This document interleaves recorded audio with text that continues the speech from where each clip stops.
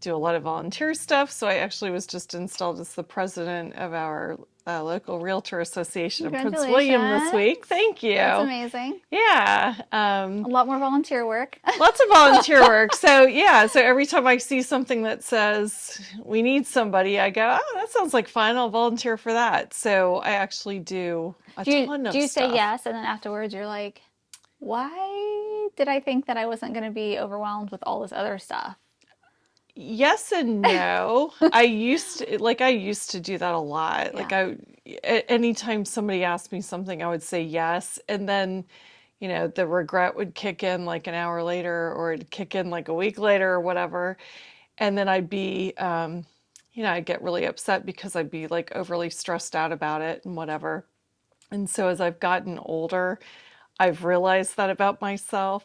So I pause and then I think about, what exactly am I saying yes to? And do I really have the time And and bandwidth. kind of bandwidth is the Yeah. word I use a lot. Do I have the capacity to actually take it on where I can do it justice? Because that's the problem. You get asked to do a lot of things. And if you're willing to step up and do it, then you have to give it your all. You have to, maybe not 100% because we can't, it's hard to give 100%, but you have to fulfill what you agreed to do. So I went through a period about 10 years ago where I'd said yes to so many things. I kind of literally was just falling apart. Yeah. And I had to call people and go, I can't do this right now. Like, I don't know why I agreed to this. And so that was a good learning experience. So now you take a pause. Like how long of a pause before saying yes or I saying mean, no? it just depends. I think it depends what the opportunity is and where it fits into my life and what the purpose of it is. So, there's some things that feed me personally, feed my soul, that I need.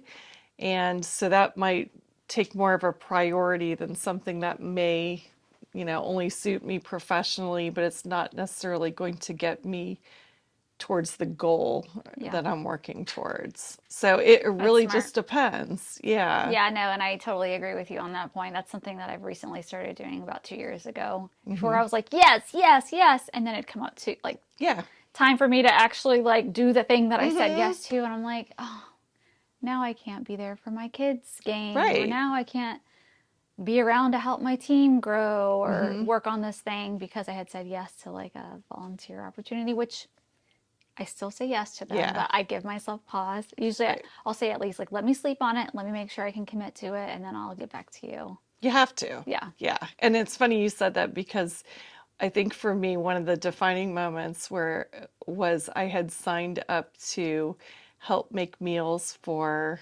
moms after they had babies. It was part of a women's group that I was in at church. And so I'm like frantically making dinner for this family because they just had a baby and my kids were like, "What's for dinner?" And I'm like, "I don't know. I'm trying to make dinner for this family.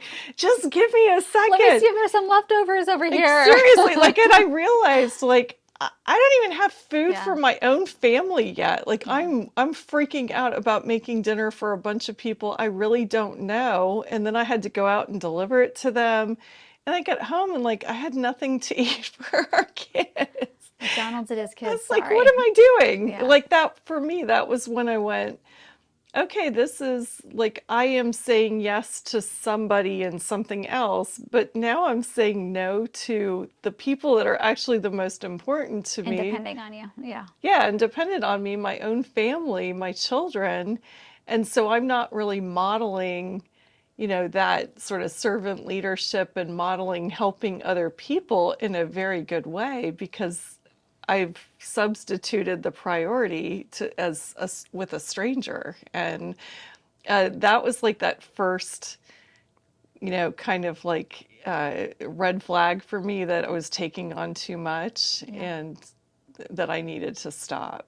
That's great though. I mean, those Yeah, opportunities are great that we are able to see it and be like, you have okay, to. pause. Eventually, yes. It takes, I guess that's age and experience and Yeah. Yeah. Well, so, and that's funny because I feel like we're kind of programmed in a way to do that as a working, especially if you have your own business, but a mother, it's like you want to show up for the community, you've got to give back, you've got to do all these things. And so we're constantly like those, the little hamsters in a hamster wheel just spinning, Totally. spinning, spinning Yeah. all the time. And it's so easy to lose sight of the things that are the most important things to us. It really is. And I think women, one of the things I'm so passionate about really is I think women, we have a tendency to do it so much more than other people because we really feel like we have to be everything to everybody. And if we're working,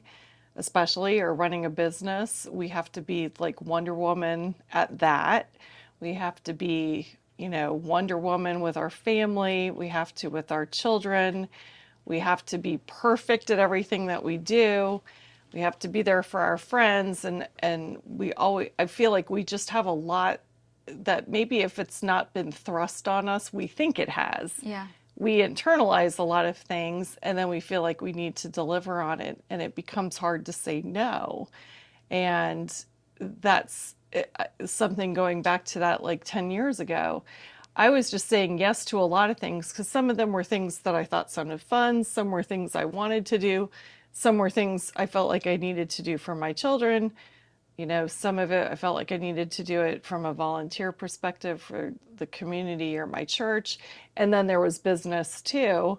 And I was just completely stretching myself thin, but I felt like I couldn't say no. Yeah. And I felt like I also couldn't say no because I just needed time for me. Yeah. And so I do remember being stretched thin, kind of feeling like a little bit of a martyr and wearing it like a little bit of a badge of honor, like, Yeah. Oh, I do all these things and I'm exhausted and and I can't read that night, I do all but this stuff and I'm here and I'm there and I never have a moment to myself and I never get to sit down. And a lot of my friends would say the same thing. And so it was like we were in this big high club, five each other. like where we weren't taking care of ourselves. And when I look back at that now, I'm like, oh, that was stupid. Like, Yeah.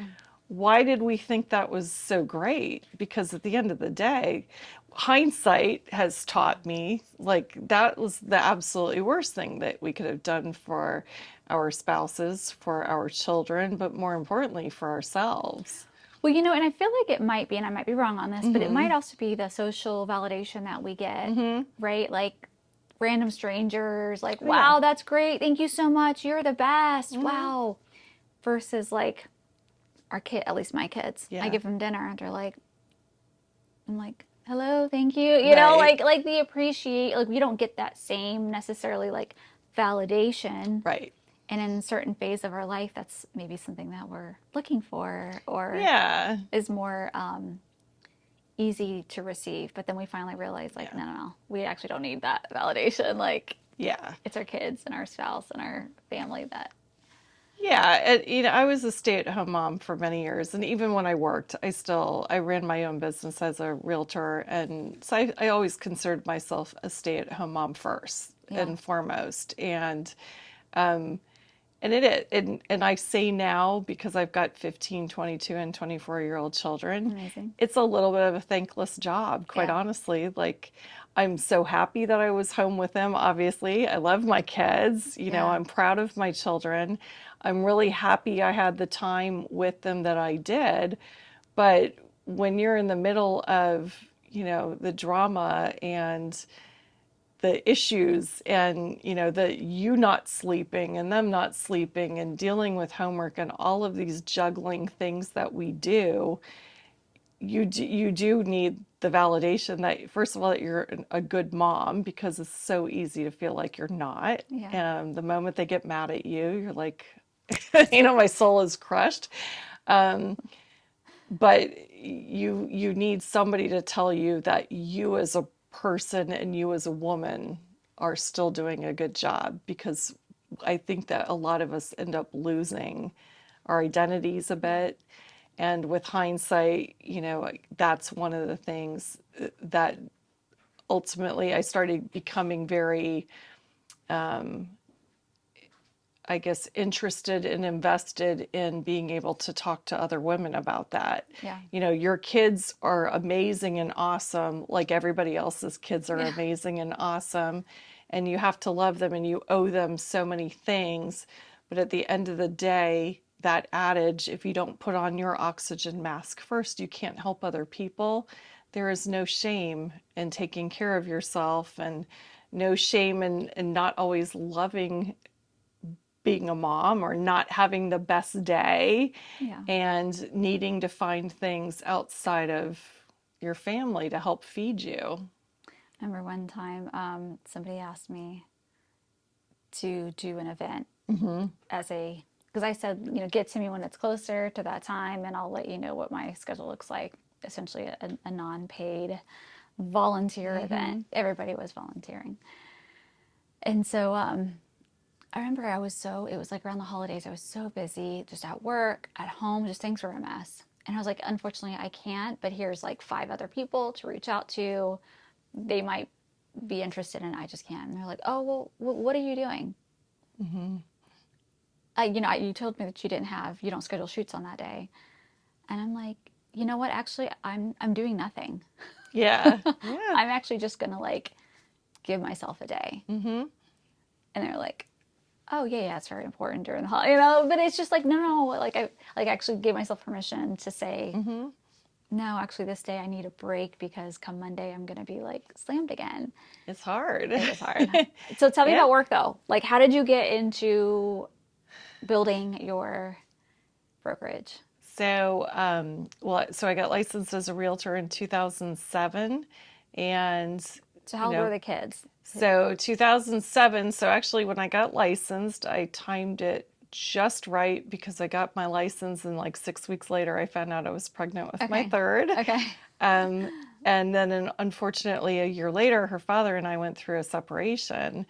But so I had, relatively young kids. I guess at that time there were 9, 8, 6 when I got licensed, and then I was pregnant.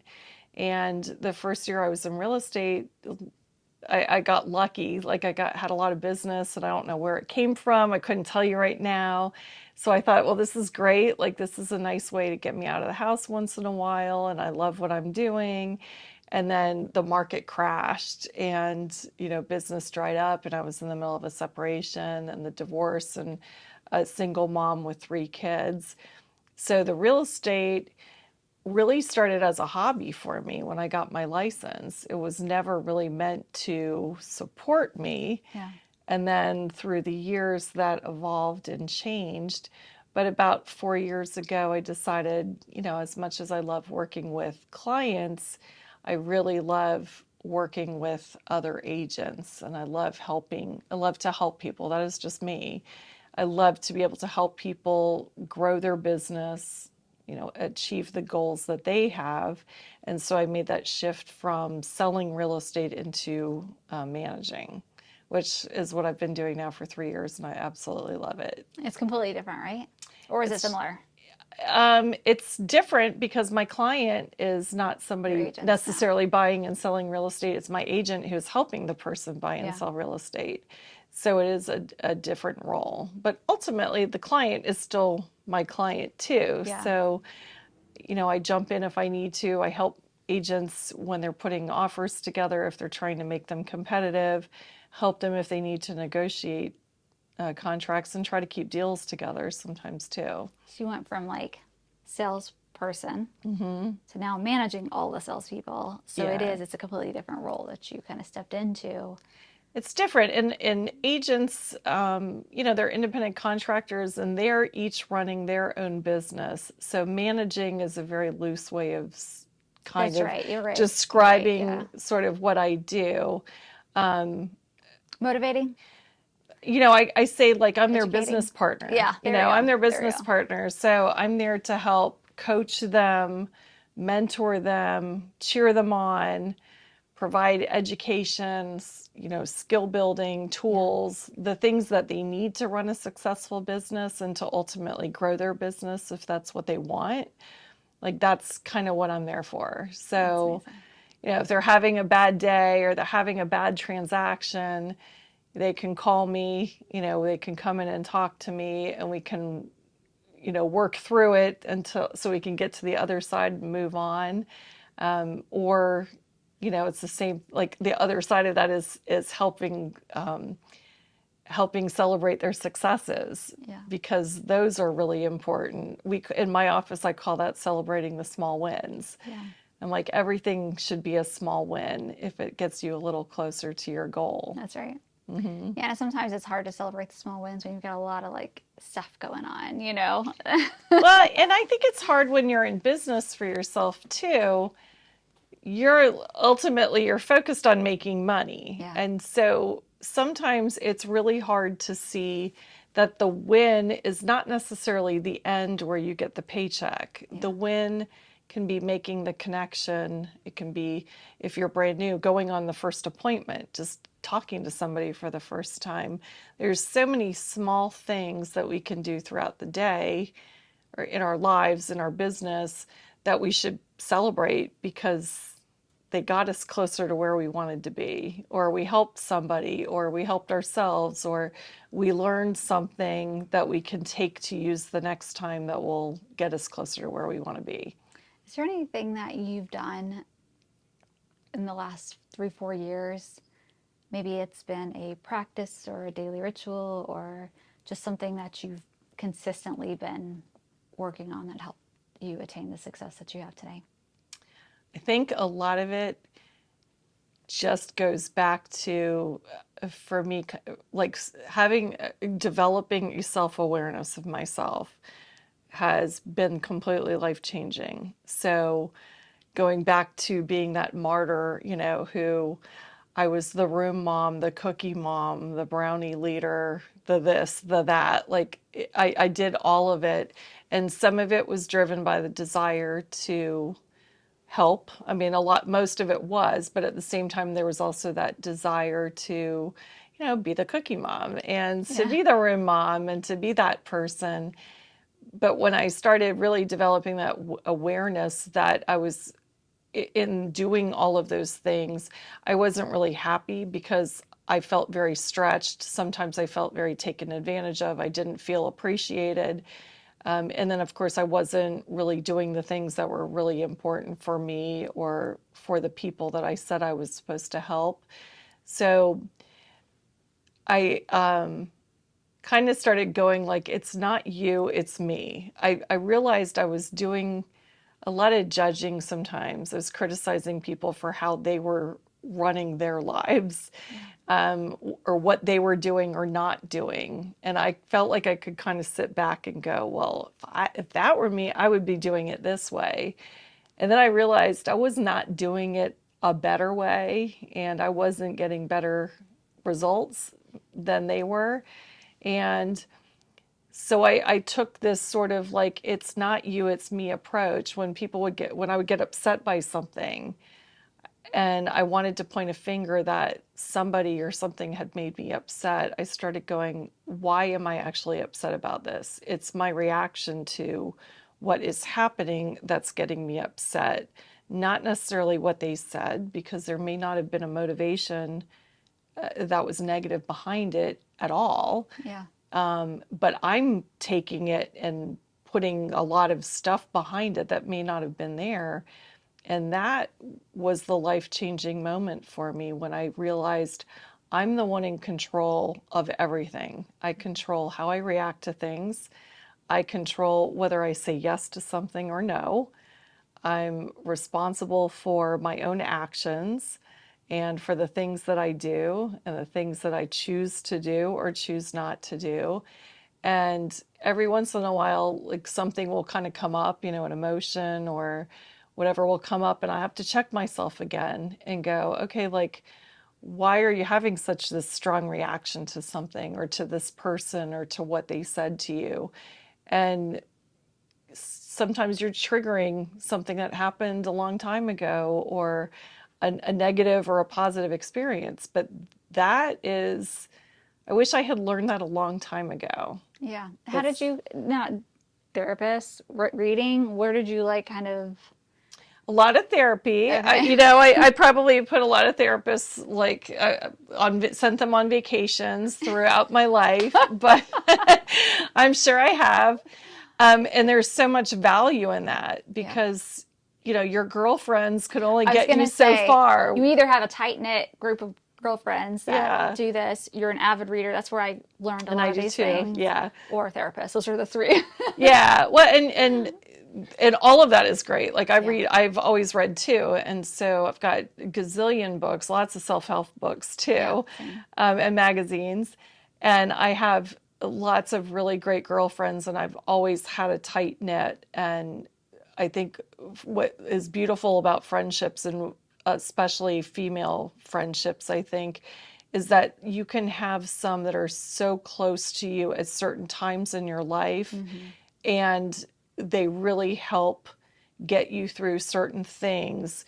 And maybe I don't want to say that you put them off to the side or that they disappear, but there are people that are where you need them in your life more than sometimes at other points in your life. Just that Like, quote, here for a season or here for a reason, something like that. exactly. Yeah. Yeah, it is. They are there for certain seasons of your Yeah. life. And so I've been so blessed sometimes at various seasons in my life, like going through a separation and going through a divorce and having to deal with addiction in a marriage, where it was like they were brought to me. Those were the right people that came to me at that time because they were going through the same thing or they had experience with it. And then in turn, I've come into other people's lives when they've been going through those same things where I've really been able to help them as well. But I think ultimately, like it was just going through a lot of stuff, dealing with a lot of stuff. Finally, one day, I turned 50 last year. Finally, one day I was just realized like, I'm going to be 50 and I'm still going to be dealing with all this same old kind of baggage and crap that's always rearing its head again. And I don't want to keep being this person. And I've got 3 daughters and I don't want them always going, oh my gosh, like we always seem to be going crisis to crisis or Yeah. dealing with whatever. I want them to just always be like, okay, my mom is just a strong badass and Yeah. that's who I want to be like. And so I ended up meeting somebody on Facebook and we started coaching and he's a mindset coach. And it was that piece that really for me, beyond therapy, beyond everything else that I went, right, this is literally what they've been telling me in therapy forever. You just said it a different way. Yeah. And I'm paying you to tell me like to stop talking negatively about myself and to stop thinking so much and caring so much about what other people think about me. And at the end of the day, I have to get everything right with me. Yeah. Once you do that, like that is the life-changing part. Because if you're not happy with yourself and you're not content where you are in your life and you're not accepting of yourself and really like loving yourself, like accepting, that my body doesn't look the way that I want it to look, accepting that, my life didn't work out quite the way I expected it to, Yeah. but that you can start wherever you are and you can keep moving on and you can create the life that you want. That's the life-changing, beautiful part about getting older. Yeah. That's what I love that. I want everybody to know that. I want especially women because we do beat ourselves up so much. We really Agreed. do. Yeah. Sounds like we're on the same wavelength. That's Yes. Exactly. a lot of this. Yeah. Okay, so kind of looking into the future, where do you see yourself 10 years from now? Oh gosh. I became a broker in 2020 and when that happened, because I had just sort of really shed off all of the kind of the stuff that I felt like had held me back for so many years, where I was always caring or, always thinking about like, well, what if this happens? I was always like focused on the what ifs, on all these bizarro scenarios that possibly could happen that had never happened. Yeah. Was so worried about the future that I had a really hard time living today. And my now 15-year-old said a couple years ago to me, she said, you just need to start living in the moment. And I was like, wow, that's bizarre and profound. And I don't know why she said that to me, but I was always kind of going, well, when we move, when we buy a house, we're going to do this. And she's like, we just need to start living. So like 3 years ago, that was the mantra I accepted. I'm just going to start living. So in 3 years, I have done more almost professionally, and a lot of it is personal too, but more professionally than I have in all of the years I've ever been working. So to answer that, it's like, I don't even know, because I just keep seeing opportunities and taking them. And so leadership opportunities come up, and I accept them and I take them. And one of the things I wanted to do when I was much younger was get into public speaking and traveling the country and doing that. And so that's something I'm kind of working towards right now. That's So exciting. I've been writing a book for like 30 years. For how many years? Like 30 years, That's what I thought you said. Okay. It's not the same book. It's a lot of books. So every once in a while I kind of go back and I start writing again. And so recently I keep thinking, all right, like stop talking about writing the book. Just sit down and write the book, because it's not writing itself. And I think too, there's something about milestone birthdays. Like a milestone birthday, you do a lot of like, you think of regret and then you think forward. And I remember turning 30 going, oh my gosh, I am like so old. I was thinking like it was the end of the world. And my 30s were they were very defining. There was a lot that was going on, but especially having my kids growing up, because I had my oldest, I was 26 when she was born, but really being in the thick of raising children in my 30s, and then divorcing in my late 30s. And then my 40s were very much about finding myself again and redefining who I was as a person and who I wanted to be, and figuring out what I wanted to be when I grew up.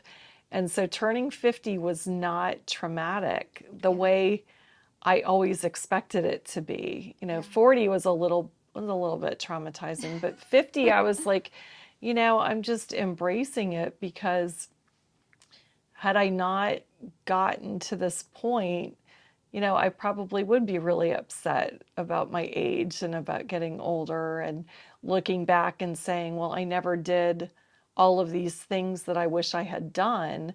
But now I'm like, well, all right, I haven't done it, so let's go do it. So my kids know, like, we'll do some really ridiculous things, because I don't care anymore. Like, if I want to do it, I'm going to do it. I don't care how old I am. I don't care how ridiculous I look. What are some of the crazy things that you've done or that you want to do? Oh my gosh. Oh, what are some of the things that my kids are, I don't know. Oh, that's such a great question. Like, you're putting me on the spot. I honestly can't Are you like one of even. those TikTok, like silly dances? No, my kids Or... like totally were like, you are not allowed to go on TikTok. Like, they told me that in 2020 Yeah. when I had My nothing daughter better told me to the do in the same. Yeah. house.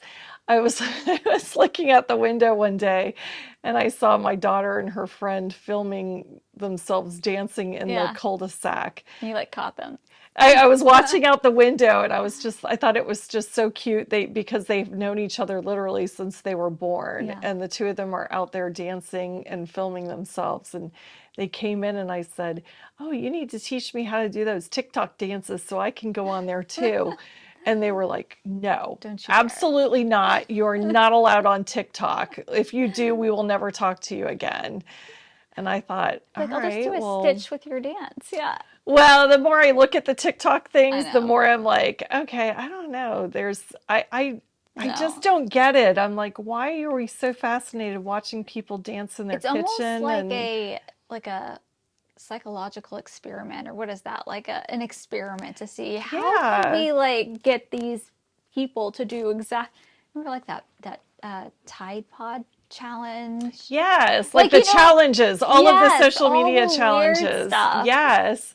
Yeah, like people start they like I for the longest time I fought watching them Yeah. even. And then I made the mistake of watching Oh one yeah. and then they just keep going, so And you can't it's the most leave. interesting, weirdest, craziest Yeah. things where you're like, I don't know what's gonna happen next, because it shows you like the 3 second like Yeah. thing. And like I when I started so I started watching them and it almost for me it was more like a sociological like There we experiment. go. That's the right word. Not Yeah, psychology, sociological. Yeah. I'm like, okay, why are people doing this, but why are people watching it? Like more Why am importantly. I continuing to scroll? Yeah. And then I found myself like an hour had gone by and I was like, what have I watched? Like Yeah. I'm watching these people like dancing in the kitchen or they're in the bathroom like talking Yeah. and lip syncing and they're doing really stupid, ridiculous But things. yet I But continue I can't scrolling. look away. I can't stop. And so when that happens now, I try to catch myself and go, why am I even watching a reaction Yeah. video? Oh my gosh, when I started watching those, I was like, so now I'm watching a video of somebody Somebody watching watching a a video video and reacting it. just Yeah. to see what they do. Yeah. Like, It's kind of like kids that I feel watch other stupid. people playing video games. Like, Yes. just play the video game. And No, my no, no, daughter Mom. used to I do need to that. watch. Yeah. Yes. Like, okay. Yeah. And I'm done. my daughter used to watch people on YouTube make slime Yeah. and then play with slime. And I'd go, Did she end up making her own slime oh, and we had it selling like it? everywhere. Yeah. Oh, yeah, we had Oh, we it did. everywhere. Like all my Tupperwares got ruined. We Yeah. had it I had it in the everywhere. carpet. Yes, on the carpet. Yes. Oh my gosh. But I feel like, and this definitely is not to insult anybody because a lot of people have made a lot of money Yeah. out of making videos, Yeah. you know, either to promote themselves or they're influencers and Yeah. they're getting paid. But some of it, I feel like it almost contributes to like almost we're being dumbed down. I was gonna say dumbing down our society. Yeah. Yeah. Because now I'll get tired and I'll go sit on the couch with my phone. The next thing I know, I watched an hour of videos and I Yeah. couldn't even tell you what I watched instead of reading a book. Yes. Or, you know, I'm sitting there and my kid is upstairs or on the couch watching videos Yeah. and we're not talking. And I think that is where there's a problem. Like I that's agree. an unfortunate side effect effects. Yeah. of it. And that's the sociological experiment. Like, Yeah. you know, if I were in college today, that's probably what I would write a thesis on. How do you break down the nucleus of a family? Introduce TikTok. Yeah, and the phone. I mean, the phone, Yeah. it's just terrible. And, you know, and I'm just as bad because I've got my phone on me for if agents are reaching out to me. But you have to turn it off. You know, I have to turn it off. I find the hardest part is that I turn it off and I set it down and then I start going, like, where's my phone? Like, Yeah. it's not in my hand. I feel like I need to go over and look for it. So it's just like a detox, though. You got to give it time. It And then is. you get used to it. It is. Yeah. Well, and the more, and I've started kind of researching like, you know, brain activity too. Yep. And so much of that, like that need to have your phone in front of you and the need to be going online and looking at Facebook, which I'm just terrible about. Like, you know, my kids are like, you're addicted. And I kind of am, but it's not for the validation that I am looking for on Facebook. It's more like I need this dopamine rush of going in and opening up the lights and seeing the stuff on the screen. That's actually what's grabbing me. And yeah. And it's there is like a dopamine detox. Like people actually have to disconnect from electronics and stuff to kind of get their brains back in the right stasis. Because your brain just starts lighting up like crazy. It's like a drug. I agree. But you're right. Yeah. I mean, it's us as adults too.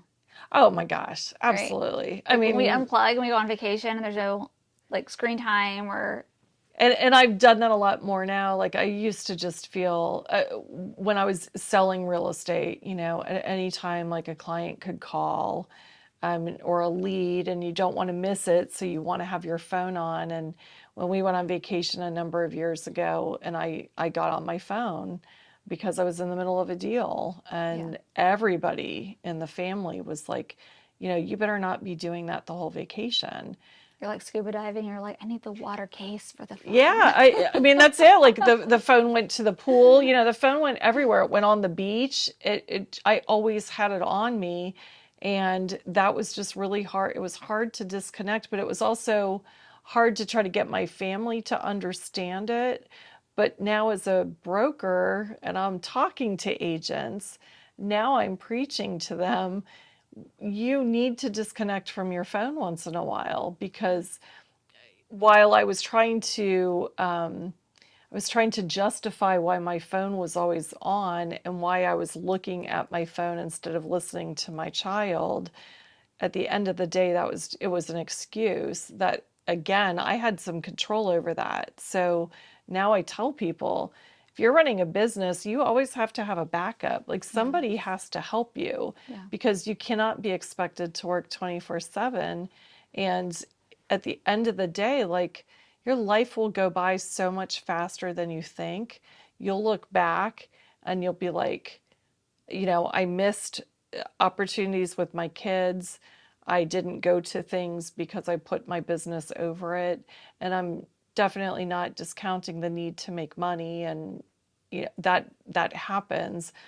But I think if business is first and the money is first and the family is second, relationships are second, it will always come Yeah, around. And mismatched that's what you'll priorities. regret. You'll Yeah. never regret not doing going to an event. Like it might be a temporary regret, Yeah. but over your lifetime, you'll forget that it even happened, but you will definitely regret not spending more time with your family, your friends, your Yeah. children.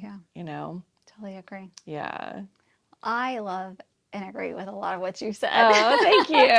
Love having this Thank conversation with you. you. Just to kind of wrap things up, if Yeah. there was one message that you could give to the world or to an agent, whichever demographic you kind of want to focus in on, what would that message be?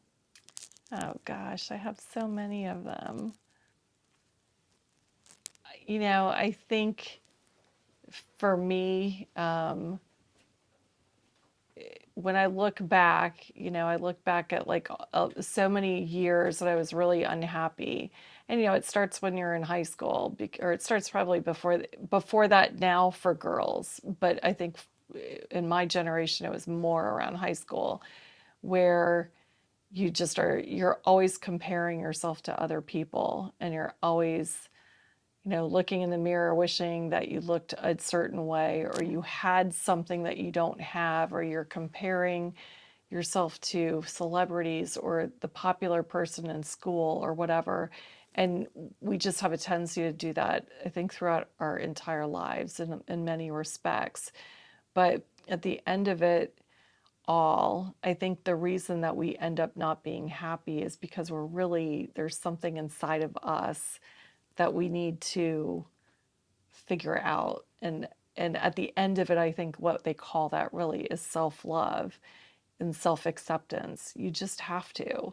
And you can accept who you are, and you can not like things that happen to you, and you can reject things that have happened to you and circumstances and people in your life. You have to shed that stuff, and you have to get rid of relationships that are not good for you and circumstances that are not good for you. Try to figure out your way out of it. But we are our worst critics, and we also should be our best cheerleaders. And once that clicks, and when I see it with other people, that's where your business takes off. It's where professionally you take off. It's where your family life, all the things that you want, like start falling into place. And I think everybody has to come to place at some point, or I hope that they do. So not only are you their broker, you're also their therapist. They're your mindset I do. coach. You're I do a lot of that. Like, yeah, and people, some of my agents will come in sometimes, and when they start talking, I realize it's not about the yeah, business, and it's not about it has nothing to do with real estate. It's about other things, and I try to walk that line because it's yeah, not really necessarily my business, but in my office, like I'll have agents say something and then they'll go, "Oh, wait a minute, we're not allowed to use that word in the office." Like, yeah. I'm like, we don't use the word, can or wish or whatever. Like, you have to speak positively and speak, what's the word, authoritatively, Yeah. and talk about things as if they're happening for you, not that you wish they'll happen. Yeah. If you want it, make it happen. So it's gratifying when I have an agent come in and we'll have a conversation and I'll just say, it sounds like this is nothing to do with the deal or the relation or the transaction. It sounds like there's more to it. And sometimes they'll just start talking, and I'm always honored that anybody would choose to share something with me. But if I can give advice or just give them an ear and it's what they need in that moment, like, I'm honored to be that person for them. That's amazing. Yeah, yeah. Thank you Oh, so thank much for you. sharing pieces of your story, your Oh, thank journey, and you. all the amazing things that you do. Now, how can people get a hold of you? You can find me on Facebook. You can find me on rubyslippersathome.com. And I'm at Coldwell Banker in Woodbridge and Fairfax. Awesome. Thank you Thank so much. you. Thank you.